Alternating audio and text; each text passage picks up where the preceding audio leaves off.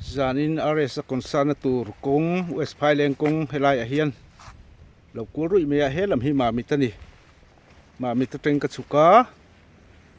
hei ka bike nen lam hi aizol ro tani zanina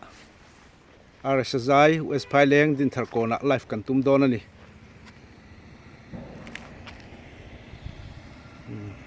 West Phaileng lamatang motor local ani hi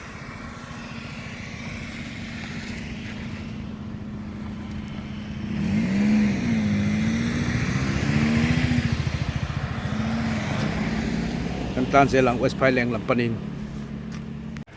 helai mun hi West Phaileng Dinthar kawnah ni a zanin daruk le chan ve hian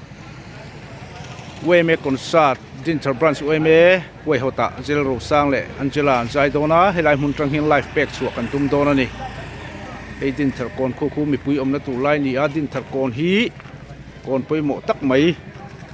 sum don na mun pui ani a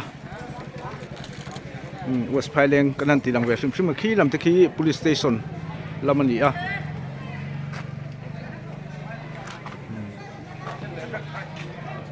oi me foi tu ten la buai khop mai